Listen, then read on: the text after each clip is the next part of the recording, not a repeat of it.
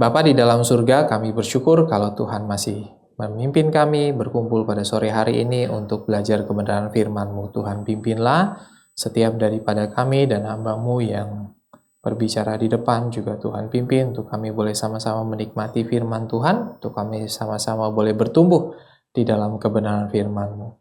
Terima kasih ya Tuhan, kami serahkan waktu di depan, di dalam nama Kristus Yesus kami berdoa dan bersyukur. Amin. Ya, kira-kira kita akan bahas Nabi apa? Ada bayangan nggak?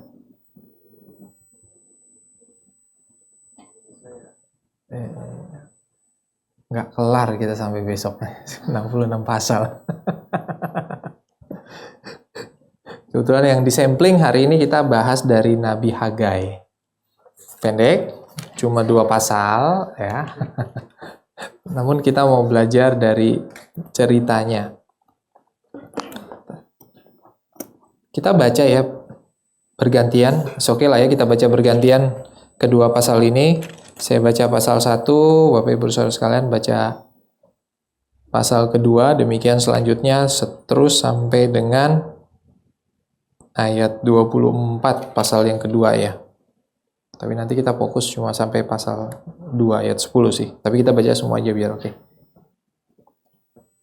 Seruan untuk membangun kembali rumah Tuhan. Pada tahun kedua pemerintahan Raja Darius, pada bulan ke-6 pada tanggal 1 bulan itu, datanglah firman Tuhan dengan perantaran Nabi Hagai kepada Zerubabel bin Sealtiel, kepala daerah Yehuda, dan kepada imam besar Yosua bin Yozadak. Bunyinya, beginilah firman Tuhan semesta alam, bangsa ini berkata, sekarang belum tiba waktunya untuk bangun kembali rumah Tuhan. Lalu datanglah firman Tuhan dengan perantaran Nabi Hagai, bunyinya, Apakah sedih bahwa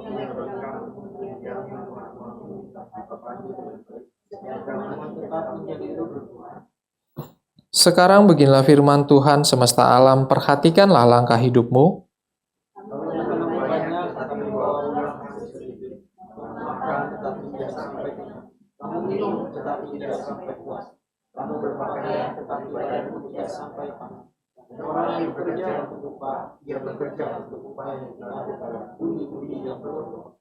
beginilah firman Tuhan semesta alam, perhatikanlah langkah hidupmu.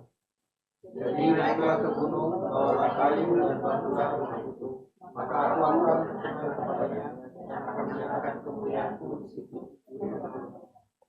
Kamu mengharapkan banyak, tetapi hasilnya sedikit. Ketika kamu membawanya pulang, aku meniupnya lenyap. Apa sebabnya? Demikianlah firman Tuhan semesta alam. Oleh karena baitku yang masih berupa reruntuhan, sedangkan kamu masing-masing sibuk dengan urusan rumahnya sendiri.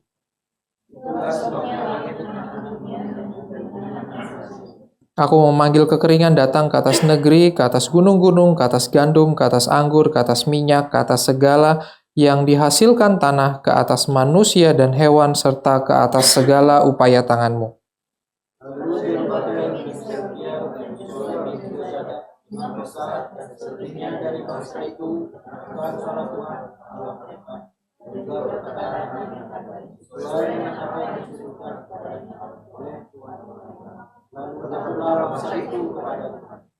Berkatalah Hagai utusan Tuhan kepada bangsa itu menurut pesan Tuhan demikian, aku menyertai kamu demikianlah firman Tuhan.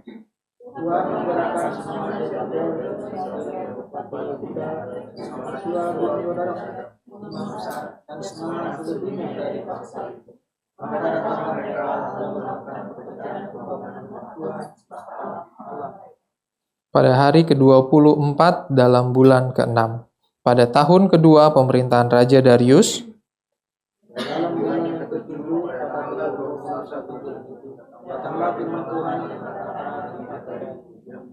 katakanlah kepada Zerubabel bin Sealtiel, kepala daerah Yehuda, dan kepada imam besar Yosua bin Yozadak, dan kepada orang-orang yang tersisa dari bangsa itu.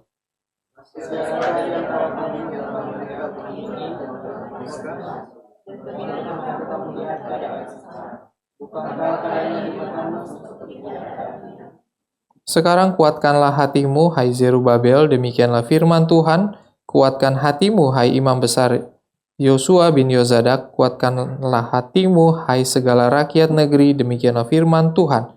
Bekerjalah, sebab aku menyertai kamu. Demikianlah firman Tuhan semesta alam. Sesuai dengan janji yang telah kuikat dengan kamu pada waktu kamu keluar dari Mesir, dan kamu tetap tinggal di tanahmu. Janganlah takut. Sebab beginilah firman Tuhan semesta alam, sesaat lagi aku akan mengguncangkan langit dan bumi, laut dan darat, Aku akan menggoncangkan segala bangsa, sehingga barang yang indah-indah kemudian segala bangsa datang mengalir. Maka aku akan memenuhi rumah ini dengan kebenaran, firman Tuhan semesta alam. milikulah perak dan milikulah emas, demikianlah firman Tuhan semesta alam. Apapun rumah ini kemegahannya, ini akan melebihi kemegahan manusia. Di rumah Tuhan semesta alam, dan di tempat ini aku akan berikan sejahtera. Demikianlah firman Tuhan semesta alam.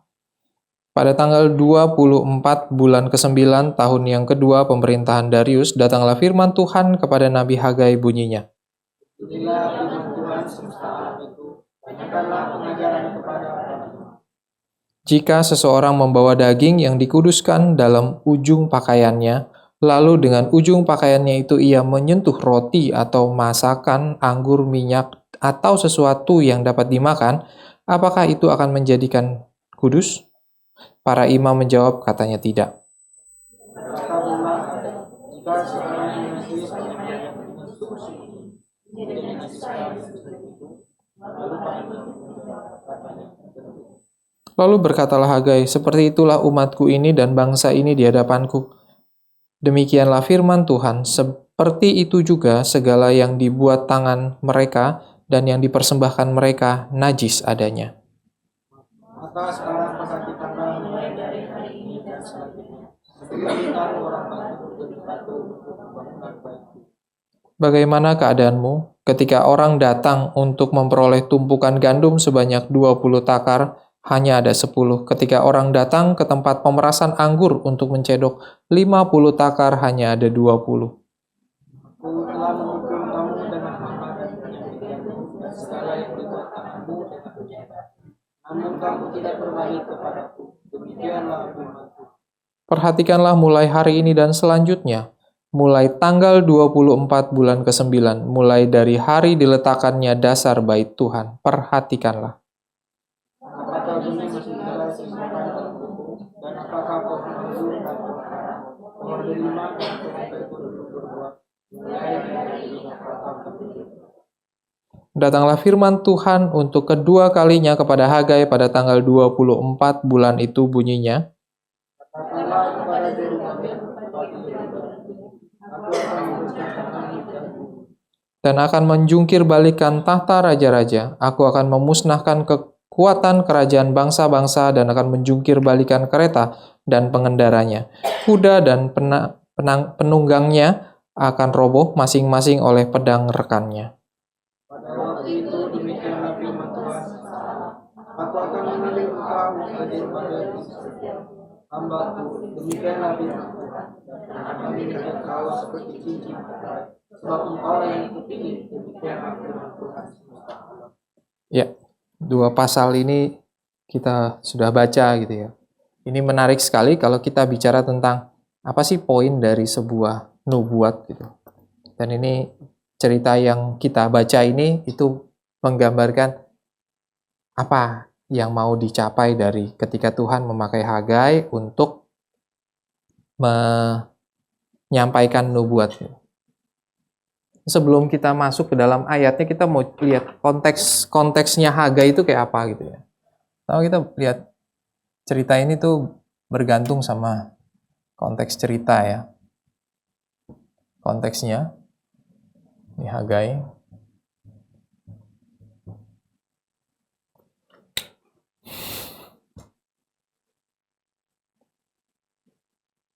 Hagai itu menarik waktu dia bilang dia punya penanggalan yang bagus gitu ya. Pada tahun kedua pemerintahan Raja Darius, pada bulan yang ke-6, pada tanggal 1 bulan itu. Dia punya data tahunnya, pemerintahannya siapa, bulannya, sama tanggalnya gitu. Jadi ini spesifik sekali ketika cerita ini dibuat. Dia punya satu spesifik yang kuat gitu. Jadi ini cerita dimulai dari tahun kedua Raja Darius, bulan ke-6 hari pertama. Jadi kalau konteks yang pertama itu, setting ceritanya itu sekitar 520 BC, before Christ ya. Tahun 520 sebelum Kristus lahir, itu pada zaman ini. Jadi 522 itu pertama kali Raja Darius naik. Tahun yang kedua berarti 520. Dan di situ diceritakan juga bahwa konteks yang terjadi adalah sebagian orang sudah pulang dari Babel. Jadi 520, 522 ini Raja Darius, zamannya Raja Darius.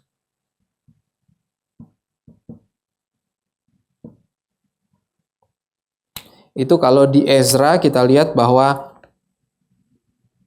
orang-orang sudah dipanggil pulang gitu. Jadi pada saat dikasih tahu, suruh bawa pulang semua harta bendamu, kamu pulanglah ke negaramu. Itu yang Tuhan pakai si ini, siapa namanya? Si Hagai. Hagai ini adalah orang-orang yang balik pertama. Jadi dia orang-orang yang balik pertama dari pembuangan gitu. Pembuangan itu mulai tahun 500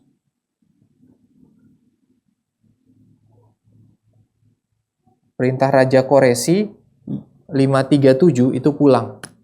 Jadi di zaman pimpinan Zerubabel dan Imam Yosua, Raja Koresi itu minta mereka pulang. Raja Koresi itu ini Darius, sebelum dia itu ada 537 BC, Raja Koresi.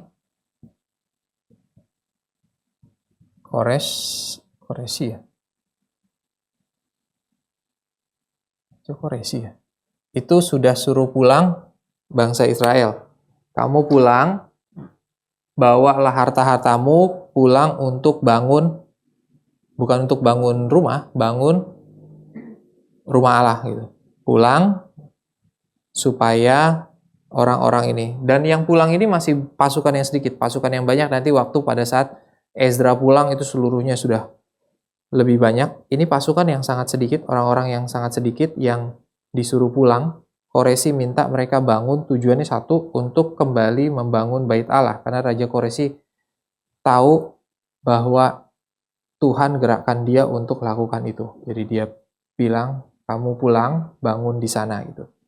Jadi 537 itu Raja Koresi sudah pulang, dan setelah pulang, baru 520 itu Tuhan kasih tahu sama Hagai pada zaman Raja Darius gitu ya. Dan waktu bicara ini itu berarti gapnya berapa? Antara dua ini? 17 tahun ya. 17 tahun.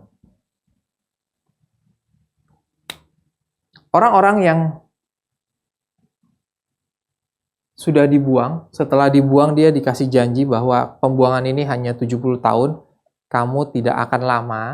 70 tahun, setelah 70 tahun nanti akan dikembalikan lagi, ditarik kembali dan bangun. Dan setelah 70 tahun, kurang lebih sebenarnya 537, itu mereka benar-benar pulang. Waktu pulang, mereka dikasih sama Raja Kores, bawa nih harta benda yang sudah diambil sama Raja Nebukadnezar. Raja yang sebelumnya, raja-raja bangsa Babel, sudah ambil semua emas-emasmu, yang sudah diambil dari rumah ibadah, bawa pulang. Dan setelah bawa pulang, kamu tujuannya satu, dirikan bait Allah di sana. Jadi mereka disuruh pulang, orang-orang yang pertama kembali dari pembuangan ini tujuannya cuma punya satu itu, bahwa mereka harus lakukan ini. Dan gap yang ini itu bantu kita untuk melihat setting ceritanya gitu ya. Kalau kita bicara setting ceritanya, baru kita nangkep why this is happening gitu ya. Kan kalau kita baca yang tadi itu kan cukup keras ya. Seorang Nabi Hagai waktu kritik dia kalimatnya begitu dalam gitu dan baik gitu ya. Konteks yang di sana yang dia pakai gitu untuk mengkritik. Dan ini yang dia pakai gitu waktu settingnya. Kamu itu sudah jalan selama 17 tahun, tinggal di sana selama 17 tahun, kok tujuan utama gitu ya, sudah 17 tahun,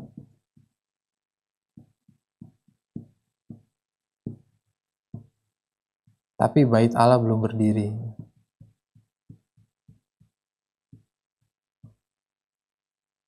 Belum berdiri.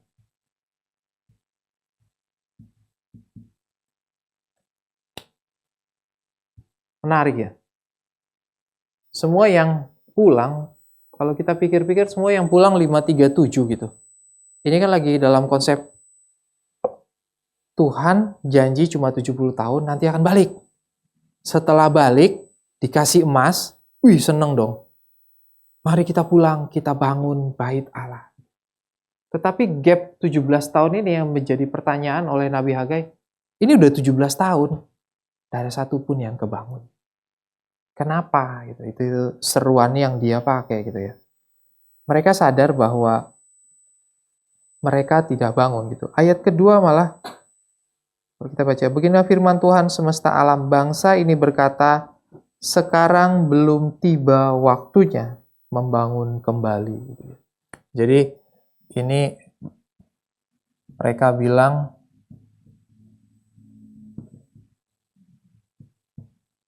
belum tiba waktunya.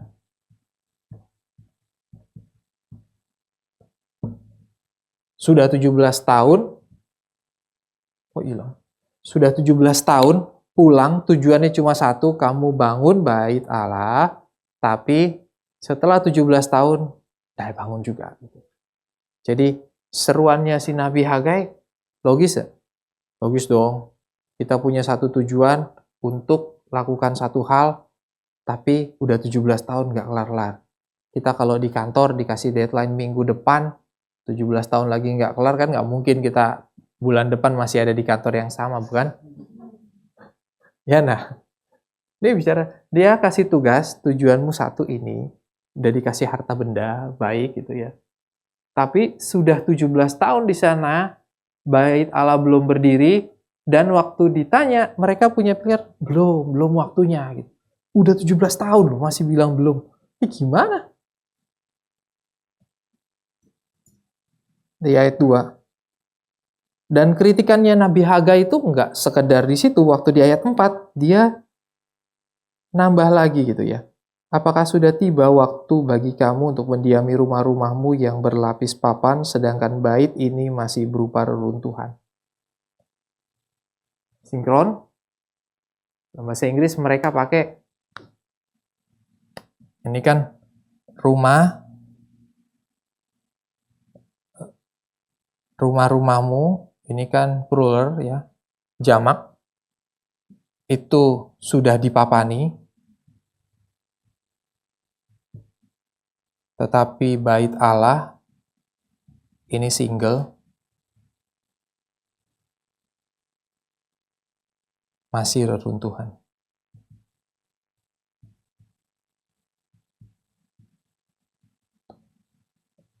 Jadi dia kasih ekstrim yang luar biasa gitu ya. Ini cuma satu loh. Lu orang banyak, ini cuma satu. Tapi rumah-rumahmu, rumah yang banyak itu udah jadi. Bukan cuma udah jadi, udah dipapani gitu. Kan kalau rumah cuma di tembok, di floor, di cat, biasa gitu. Tapi kalau udah kita lihat temboknya, aksennya kayu kan mahal ya. Dari dulu juga begitu. Waktu dipapani, dikasih kayu aras, itu berarti kan indah. Dan itu bisa jadi gitu. Dia bandingkan ini, rumah yang banyak bisa dipapani, tetapi bait Allah yang satu itu masih reruntuhan. Tapi mereka masih bilang belum tiba waktunya. Ini kontras yang dia kasih gitu di awal-awal waktu Hagai cerita. Lihat, sadar satu hal yang penting di sini gitu.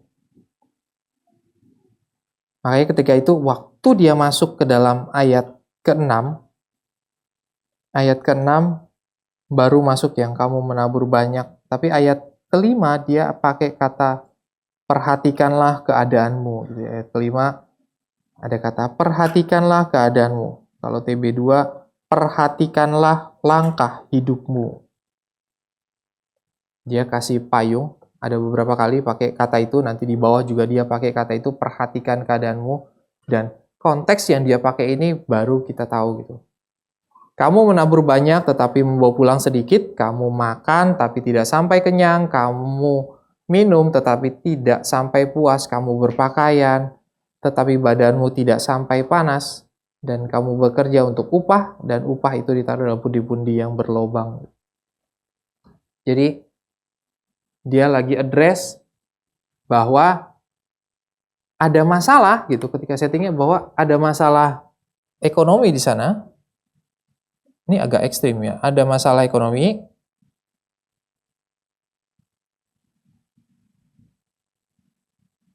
Yang menurut mereka menunjang kata belum tiba waktunya. Ini nggak bisa nih, nggak panen. Makanya kita nggak bisa untuk lakukan hal yang seperti ini. Belum tiba waktunya, ini panen masih susah, ini masih susah. Belum tiba waktunya. Tapi lu punya rumah, dipapani. Gitu. Ini kritiknya Nabi Hagai gitu. Waktu dia bilang, perhatikanlah keadaanmu. Masalah ini dasarnya satu. Yang kamu harus perhatikan gitu. Ketika kamu tidak memprioritaskan rumah Allah, prioritas rumah Allah, pembangunan rumah Allah nggak jadi prioritasmu, maka masalah-masalah ekonomi ini muncul. Dan ini manusia berdosa ya, masalah ekonomi ini dia pakai buat jadi alasan untuk tidak kerjakan yang utama gitu. Jadi dia lupa tentang yang pertama apa? Prioritas hidupnya waktu mereka disuruh pulang. Mereka nggak tahu. Sudah 17 tahun masih nggak tahu. Sudah 17 tahun masih lihat belum tiba waktunya, karena begitu banyak masalah yang ada di dalam kehidupan orang-orang di sana. Tapi ya pride-mu tetap bagus. Justru ini kan gambarannya. Waktu kita baca ini kita bisa merefleksikan, kita juga demikian. Seringkali kita melihat banyak hal dan kita bisa berlindung di balik masalah yang ada untuk kita menjawab panggilan Tuhan. Tuhan tidak bisa ini masalah, saya tidak mau kerjakan dulu. Belum waktunya Tuhan, belum waktunya.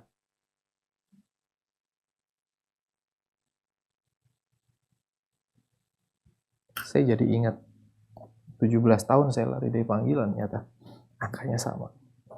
Dan ya, demikianlah firman Tuhan. Kita seringkali lari dan bicara ini belum waktunya dengan semua permasalahan yang banyak kita umumkan, padahal cuma satu yang harus kita taat. Dan Nabi Hagai Tuhan pakai untuk address satu hal itu. Dia address satu hal, ya waktu kamu sadar tentang masa lalumu, ini kan masa lalu, setelah 17 tahun dia bilang belum tiba waktunya, setelah 17 tahun dia bilang masih banyak masalah, dia pakai perhatikanlah keadaanmu. Itu terjadi ketika tidak memprioritaskan Tuhan. Dan juga baru ayat ke-7, kemudian muncul lagi perhatikanlah keadaanmu. Dan ini yang anjuran gitu ya. Ada satu anjuran di ayat 8, jadi naiklah, bawalah kayu dan bangunlah rumah itu, maka aku akan berkenan kepadanya dan menyatakan kemuliaanku. Gitu. Nah, cerita tentang bait Allah, orang Israel, pada dasarnya itu adalah tanda Allah hadir. Gitu. Allah hadir berarti umat sedang beribadah kepada Allah.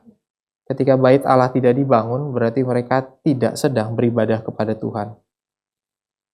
Dan justru itu oleh karenanya mereka mendirikan rumah-rumah mereka yang megah, tapi bait Allah masih reruntuhan. Dan itu yang mau dia gambarkan. Dari situ kita tahu bahwa ketika bait Allah tidak ada, bait Allah berarti Allah nggak hadir di tengah-tengah mereka gitu ya. Mereka bangun bait Allah untuk mereka beribadah supaya Allah hadir. Tetapi ketika mereka tidak bangun bait Allah, berarti ada kesadaran bahwa mereka beribadah kepada siapa. Berarti mereka lupa akan worship setelah 17 tahun kembali. Mungkin baliknya dengan sukacita, saya mau bangun. Akhirnya dibebaskan, dia cuma ingat bebas dari Babel. Tapi nggak tahu untuk apa. Ketika nggak tahu untuk apa, mereka pakainya untuk diri mereka sendiri. Dan ini the most problem yang mau diadres sama Nabi Hagai gitu. Waktu dia bicara, lu udah balik, udah 17 tahun, tapi tetap nggak pernah sadar. Karena kau nggak lagi beribadah kepada Tuhan. Waktu kamu sadar kamu beribadah kepada Tuhan, kamu akan sadar, ini harus dibangun. Justru karena mereka nggak lagi beribadah kepada Tuhan, mereka nggak rasa penting, dan mereka lihat belum tiba waktunya. Mungkin ada orang yang menganiaya, mungkin ada orang yang menentang. Waktu zaman Ezra juga ada yang menentang, tapi dilawan gitu ya. Tapi dari setting sejarah ini, kita bisa melihat bahwa orang-orang yang dari generasi pertama kembali dari pembuangan ini, orang-orang yang mungkin belum tahu lagi panggilan dia apa. Dia tahu dia dipanggil, tapi dia tidak tahu. Itu sebab Tuhan pakai Hagai untuk kasih seruan ini. Ini seruan yang begitu keras di depan ketika dia bicara. Bahkan di bagian ayat 12 sampai 15 gitu. Ketika seruan ini terus dikumandangkan, akhirnya Zerubabel dan Yosua bin Yozadak itu akhirnya mereka sadar gitu ya. Akhirnya mereka bertobat dan melakukan. Jadi di 12, semua yang tersisa dan mendengarkan suara Tuhan dan perkataan ini, bangsa-bangsa itu pun takut kepada Tuhan, berkatalah Hagai, aku menyertai kamu, demikianlah firman Tuhan. Jadi Nabi Hagai tidak dipanggil hanya untuk mengkritik saja. Ketika bangsa yang kembali ini bertobat, sadar bahwa mereka harus kembali melakukan apa yang Tuhan mau mereka lakukan, mereka kasih tahu, ya sudah, ketika kamu sadar, ingat bahwa Tuhan akan menyertaimu. Gitu. Ayat ke-14, lalu mereka datang dan mengerjakan pembangunan rumah Tuhan semesta alam Allah mereka pada hari ke-24 dalam bulan 6. Jadi Nabi Hagai kasih tahu, pada hari pertama dia dengar firman Tuhan, dia kabarkan itu kepada bangsa, pada hari ke-24 baru benar-benar taat. Tetap masih ada struggling selama 23 hari, mereka betul-betul mau tahu tentang, iya ya Tuhan panggil gitu ya. Itu udah cepet gitu ya, bahwa si yang di ayat 12 sampai 15 ini 23 hari gitu, bahwa perlu 23 hari. Nah, kitab Hagai itu tulis 23 hari untuk mereka bisa taat sama Tuhan gitu ya.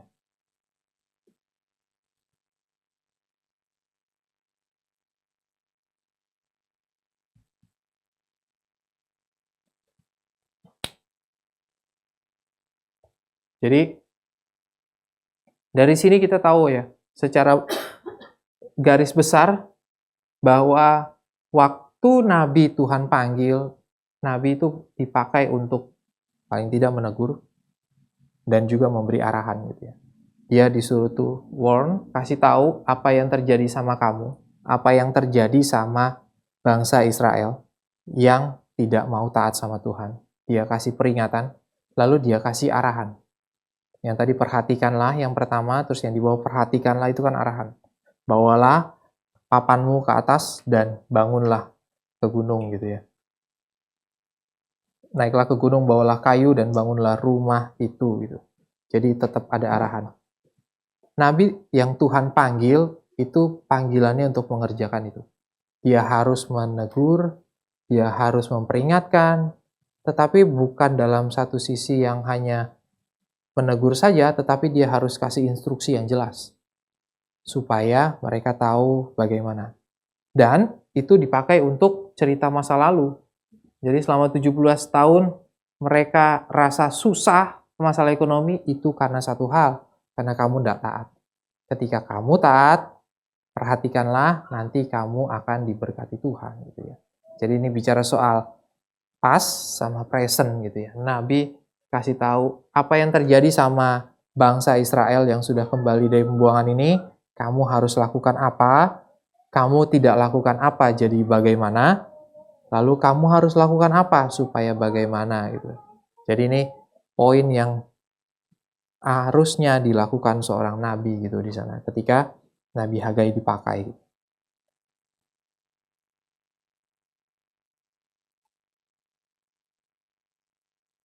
Tapi tidak berhenti di situ secara setting gitu ya.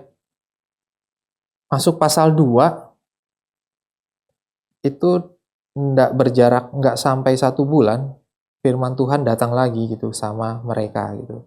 Nggak sampai 1 bulan, firman Tuhan datang lagi, dan pada bulan yang ke-7, tadi bulan yang ke-6, sekarang pada bulan yang ke-7, tanggal 21, dari tanggal 24 ke tanggal 21, datanglah firman Tuhan, katakanlah kepada Zerubabel, Yosua, dan juga kepada orang-orang yang tersisa, siapakah di antara kamu yang melihat bait ini dalam kemegahannya yang semula? Kalau PB1, kata-katanya agak beda. Masih adakah di antara kamu yang telah melihat rumah ini dalam kemegahannya semula? Masih adakah? Siapakah? Gitu. Ada beberapa penafsir yang bilang ini gambaran bahwa ada kemungkinan si Nabi Hagai cukup tua karena dia bertanya ini mungkin dia pernah lihat yang terakhir-terakhirnya gitu ya. Kalau dia cukup tua, dia mungkin masih bisa lihat dan masih punya gambaran yang hangat akan itu. Jadi kalimat ini dia masih bisa tanya, masihkah ada kamu melihat dalam kemegahannya yang semula? Dan bagaimana kamu melihat keadaannya sekarang? Bukankah keadaannya di matamu seperti tidak ada artinya? Agak ini ya. Jadi ceritanya sudah ditegur, setelah ditegur bertobat, setelah bertobat mereka kerjakan, setelah waktu mereka kerjakan, coba lihat yang kamu kerjakan itu. Ada artinya nggak di matamu? Itu pertanyaan dalam. Ada orang yang didorong untuk lakukan sesuatu untuk Tuhan, tetapi Tuhan pakai Nabi Hagai untuk tambah lagi pertanyaan, apa artinya bait Allah ini? Ini pertanyaan reflektif waktu dia tanya ke mereka gitu. Kalau kita nggak sadar mungkin, waduh udah capek kerja, ya, udah capek bikin paper, udah capek bikin tugas, bos kasih kerjaan begitu banyak, begitu detail dengan semua peritilan-peritilannya, udah kerjain baik-baik, menurut kita udah baik, terus waktu kita kasih, terus tanya, ada nilainya nggak itu? Gitu. Ih, gimana perasaan kita? Alkitab enggak mengarahkan ke situ. Satu kali saya pernah ikut retret hamba Tuhan di Serudi itu. Dan salah satu lembaran pujiannya itu masih fotokopian, ya, nggak berwarna, hitam putih gitu. Terus tiba-tiba Pak Tong lihat, siapa yang bikin ini? Gak ada bagus-bagusnya, buang. Semua panitia mendadak panik gitu ya. Kenapa pertanyaan gitu? Akhirnya dikorek-korek, baru dia tanya, yuk kalau fotokopi kayak gini, gimana cara bacanya? Jadi kan kita kalau bikin tabel jadwal lah ya, tabel jadwal sesi 1, sesi 2, sesi 3 itu kan bagus-bagus gitu ya. Dan terus paling bagus kan kita warnain ya kan ya. Ada yang merah, kuning, hijau gitu kan. Udah diwarnain, terus di printnya hitam putih. Dan orang yang baca, apa? Karena estetika kayak gitu cukup ini ya. Dan akhirnya waktu itu ceritanya Saya sudah kerja baik-baik, full color, tetapi hanya karena difotokopi, yang dipegang itu fotokopinya, justifikasinya ini jelek. Wah, yang bikin kan lumayan redek ya. Waduh. Tanya, kenapa nggak kasih yang warna ke Patong? Kenapa kasih yang itu? Dan ya ini feeling gitu ya, yang diadakan. Ketika kita sudah kerja mati-matian gitu, ini sudah 17 tahun nggak mau kerjain, waktu mau kerjain, sudah mulai kerjain, belum sebulan, Tuhan pakai Nabi Hagai untuk kasih ingat itu. Coba lihat, apa yang sudah kamu bangun, ada nilainya nggak? Tapi Nabi Hagai bukan untuk itu tujuannya. Dia tidak sedang membandingkan tentang kemegahan Bait Allah waktu Salomo. Dia tidak sedang membandingkan tentang yang terjadi ini kamu kurang kualitas nih, jadi nggak bagus, bukan gitu. Ini justru dibawa kepada eskatologis gitu ya. Untuk melihat pasca kehancuran ini, Bait Allah mana yang benar. Toh pada akhirnya memang banyak orang percaya setelah Salomo selesai, itu Bait Allah banyak yang megah-megah, termasuk Bait Allahnya Herodes, tapi tidak ada Allah di sana. Allah tidak lagi berdiam di sana. Poin yang dia mau katakan, itu, ketika kamu lihat, masihkah ada kemegahannya? Bait Allah yang tanpa Allah itu nggak akan megah. Sebagaimana kita bisa bangun itu.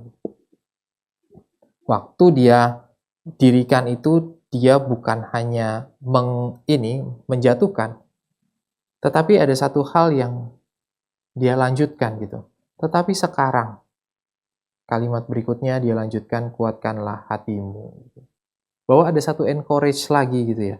Ketika ini bangsa yang Tuhan panggil untuk bangun Bait Allah, bangsa yang Tuhan panggil untuk mendirikan, dan bangsa ini pun sudah akhirnya rela mengerjakan, dan dia harus pikirkan apa yang kamu kerjakan itu bagaimana.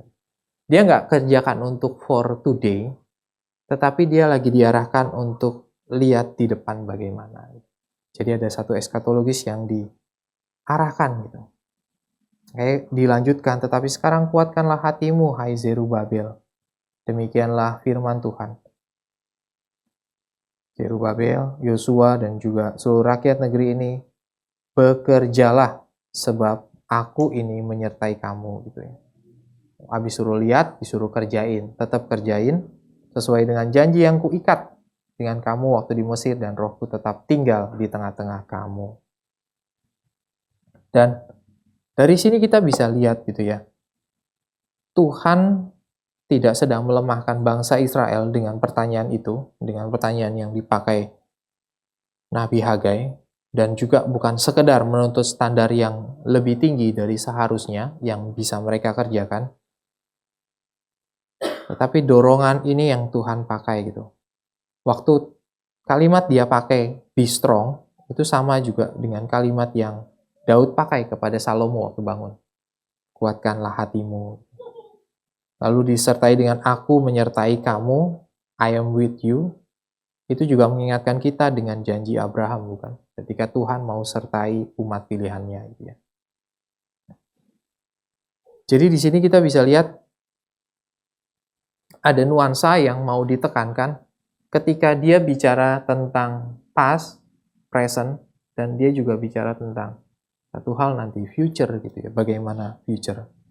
Seorang nabi tidak hanya bicara nubuat di depan, nanti kamu akan gimana, nanti kamu akan gimana, nah, dia juga bicara dari belakang, apa yang terjadi sama kamu, dan apa yang sudah terjadi sama kamu, kenapa jadi begitu, dan ini panggilan seorang nabi ketika dia menubuatkan gitu ya.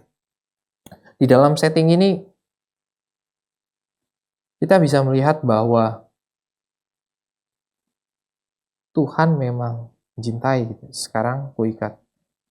Ayat 7 sampai ayat yang ke-10 sekarang.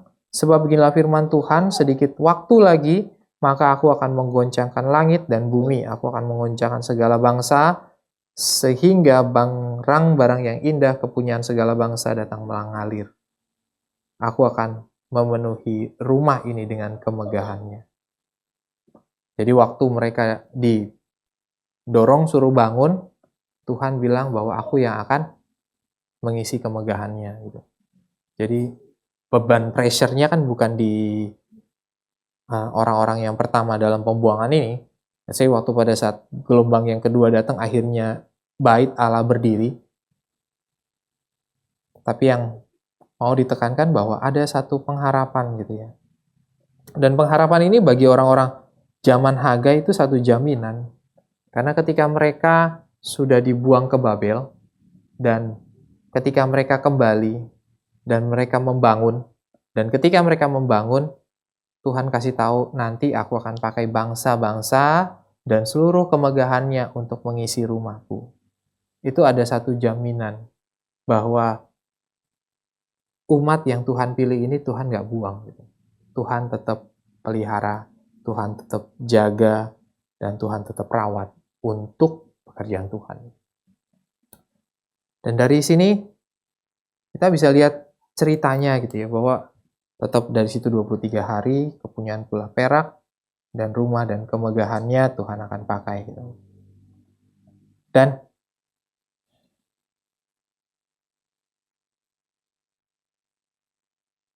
yang menarik waktu kita bisa lihat gitu, cerita ini dibawa ke dalam satu pengharapan, dan pengharapan yang terakhir itu waktu kita bicara soal rumah Allah atau bait Allah.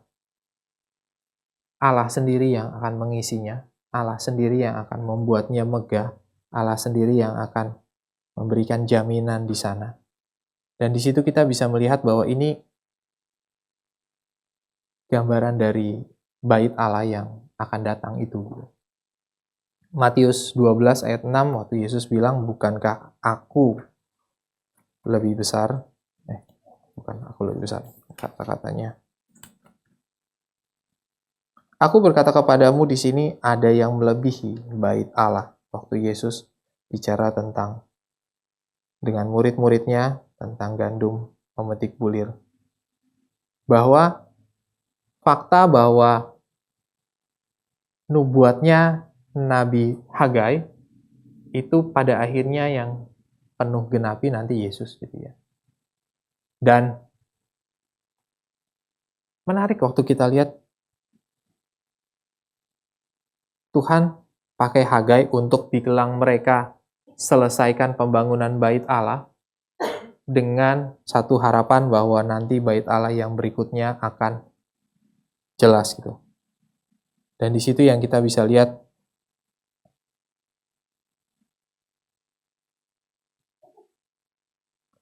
bait Allah itu adalah Kristus gitu ya. Dari setting ini nanti mengarah ke Kristus gitu. Eskatologisnya in the future-nya itu Kristus sebagai bait Allah sendiri gitu.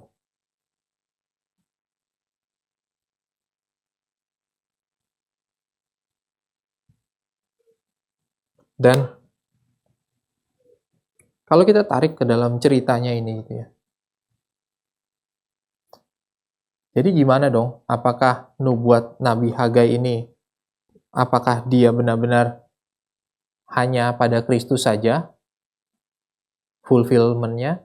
Kan enggak gitu ya. Karena ketika Nabi Hagai bernubuat akan menggoncangkan bangsa-bangsa, kerajaan Persia juga hancur. Kerajaan Persia dihancurkan Makedonia. Makedonia juga nanti setelah itu dihancurkan kerajaan Romawi. Dan terus gitu ya. Dan pada saat kerajaan Romawi bahkan Tuhan yang pakai untuk melakukan itu gitu. Jadi secara parsial nubuat ini tergenapi waktu dia bilang akan digoncangkan. Walaupun penuhnya nanti di Kristus gitu ya, penuhnya nanti di Kristus. Tetapi secara parsial nubuatan ini tetap jadi gitu. Negara-negara tetap hancur, tetapi umat pilihan Tuhan tidak pernah hancur. Ini satu penghiburan yang menarik, bahwa Tuhan sendiri yang pelihara, Tuhan sendiri yang jaga, Tuhan sendiri yang rawat, Tuhan sendiri yang topang. Dan bukan hanya itu, bahwa emas yang akan mengalir, harta benda mengalir kepada pembangunan bait Allah, itu kan dari zaman Raja Darius. Waktu Darius bilang, bawa semua ini ke sana, terus disuruh juga upeti-upeti daerah, waktu pada saat pasukan orang-orang pertama ini kembali, terus juga warga-warga pemerintahan daerah itu harus juga kasih menopang pekerjaan sampai mereka kembali ke Yerusalem. Dan juga sampai kepada pada masa Tuhan Yesus itu Herodes yang bangun bait Allah yang begitu megah. Tuhan pakai itu gitu. Tuhan pakai apa yang dia nubuatkan, dia goncang semua bangsa-bangsa supaya fokusnya satu, bait Allah ini berdiri. Meskipun bait Allah yang itu sudah tidak ada Allah gitu di sana. Sudah tidak ada cahaya kemuliaan Allah ada di dalam situ. Tetapi dalam prosesnya ini, dia tetap pakai itu untuk menyatakan bahwa ini terjadi. Dan ini mendorong untuk kita bisa melihat bagaimana kita menempatkan kisah Hagai ini masuk dalam big picture, di dalam kisah keselamatan yang Tuhan berikan gitu ya. Kristus sendiri masuk, Kristus sendiri datang ke dalam bait Allahnya Herodes, dia juga ada di sana, dia melihat. Tetapi Kristus sendiri juga bilang kan, rombak bait Allah ini dan aku akan mendirikannya dalam 3 hari. Dan indahnya gitu, kalau kita lihat, kenapa Nabi Hagai begitu baik waktu kita baca. Seringkali kita, kalau baca ini kan, nggak tahu ya, seringkali ayat ini dipakai untuk ketika pembangunan gereja. Tetapi fokus bicara rumah Allah itu, fokus bicara bait Allah itu sebenarnya fulfill-nya secara rohani akan di Kristus. Dan ketika Kristus sendiri yang mati dan bangkit, dan keselamatan mengalir dari Kristus, baru rumah Tuhan itu bisa berdiri di dalam kita gitu ya. Jadi, bait Allah yang tadinya rumah, dari rumah terus jadi Kristus, jadi bait Allah itu sendiri, setelah itu bergeser ke kita, bukan? Bukankah tubuhmu adalah bait Allah? Setelah kita di dalam Kristus, calling itu menjadi calling buat kita. Gitu. Bahwa panggilan untuk menjaga, beribadah, ada di dalam bait Allah, itu menjadi panggilan kita juga. Gitu ya. Karena ketika Tuhan menyelamatkan orang-orang Yahudi dan juga Gentiles, ketika Tuhan menyelamatkan Gentiles, kita juga masuk ke dalam sana, karena kita bukan orang-orang Yahudi secara darah. Tapi ini yang indah gitu, waktu kita mikirkan tentang bait Allah yang Tuhan berikan gitu. Sehingga waktu kita melihat kisah di dalam Hagai ini, kisah tentang perjuangan untuk membangun bait Allah yang berupa reruntuhan, yang ini hanya dibangun oleh Kristus ketika dia mati di atas kayu salib dan bangkit. Dan bait Allah yang indah itulah yang akan menjadi bait Allah di mana Tuhan hadir. Dan nanti kalau kita lihat di Wahyu pasal 21, ketika bicara soal Yerusalem baru itu kan bicara tentang umat Tuhan, ya, umat yang telah diselamatkan. Dan di dalam Yerusalem baru itu sudah tidak ada lagi bait Allah, karena ada Kristus, bait Allah itu sendiri. Jadi pusat dari Yerusalem baru itu adalah Kristus gitu. Dan dari Kristus kita yang menikmati. Jadi waktu kita lihat dari cerita Hagai, dari ketika dia bicara tentang masa lalu, masa kini, bahkan sampai dalam masa yang akan datang, di dalam penggenapannya di Wahyu, kita bisa melihat bagaimana Tuhan bekerja untuk memelihara umatnya, untuk menjangkau umatnya. Bukan hanya menegur untuk sebuah kesalahan yang pernah dilakukan, tetapi ditarik kepada pengharapan bahwa mereka akan hidup bersama-sama di Yerusalem baru, di mana Kristus sebagai bait Allah, sebenarnya dia sebagai fokus pusatnya. Dan saat kita melihat ini gitu ya dalam gambaran, kita tidak melihat hanya cerita Nabi Hagai dan konteks bangsanya waktu itu, tetapi di dalam kehidupan kita sekarang juga dia tarik bahwa kita juga ada di dalam kondisi itu.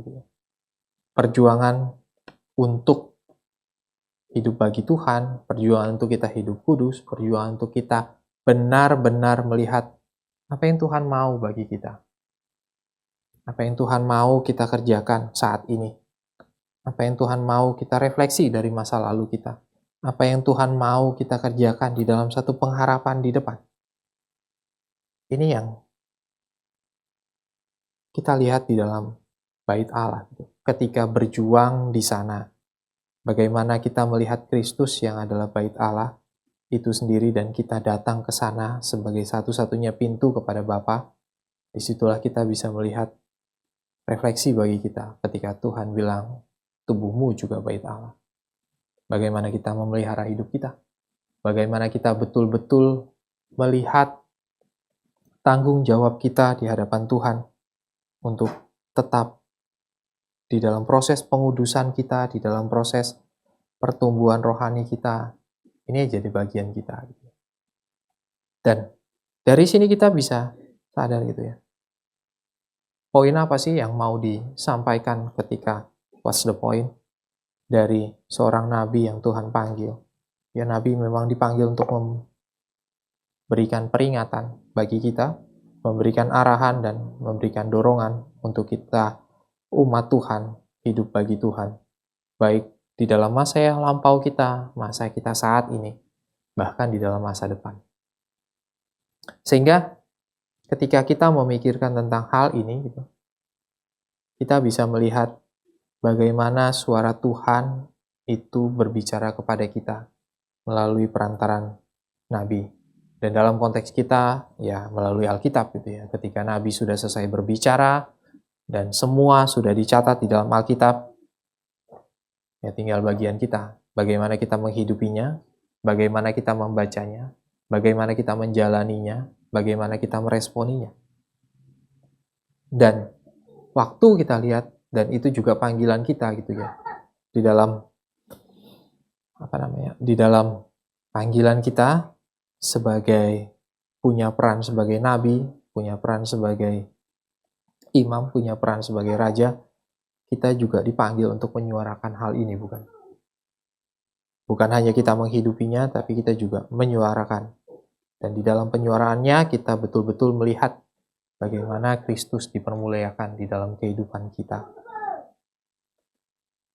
Sehingga pada akhirnya waktu kita melihat kenapa Tuhan tetap pakai, kenapa nubuat itu indah. Nubuat itu bukan seperti yang sekarang ini. Ada orang yang mengaku sebagai nabi dan bisa menubuatkan hal-hal yang wah gitu. Atau hanya sekedar memprediksi sesuatu, dia bisa prediksi ini dan itu, mungkin tepat, mungkin tidak tepat, tidak gitu ya. Nabi tidak dipanggil untuk memprediksi. Nabi dipanggil untuk menyuarakan apa yang Tuhan mau. Dan banyak hal, seringkali Nabi itu dipakai untuk menegur kita, untuk membawa kita kembali kepada Tuhan, hidup bagi Tuhan, dan memuliakan Tuhan di dalam segala kesempatan yang Tuhan berikan. Amin. Mari kita berdoa. Bapa di dalam surga, kami bersyukur untuk pembahasan pada sore hari ini, bagaimana cerita Nabi Hagai kami boleh pelajari sedikit, bagaimana Tuhan memimpin seorang Nabi Hagai memanggil orang-orang yang sudah lama tidak pernah mengerjakan apa yang Tuhan panggil untuk mereka kerjakan. Tetapi kami bersyukur ketika membaca ini, kami melihat Tuhan juga melembutkan hati mereka, sehingga mereka dengan rela kembali mengerjakan apa yang menjadi panggilan mereka. Tuhan, dalam konteks hidup kami, Tuhan pimpinlah kami juga, untuk kami peka terhadap suara-Mu dan kami peka terhadap panggilan-Mu, dan kami mau taat, dan kami mau kerjakan apa yang Tuhan mau kami kerjakan. Tolong Tuhan, teguhkanlah kami dan kuatkanlah kami, untuk kami menjadi orang-orang Kristen yang benar-benar bisa Tuhan pakai di dalam dunia ini. Di dalam nama Tuhan Yesus, kami berdoa dan mengucap syukur. Amin.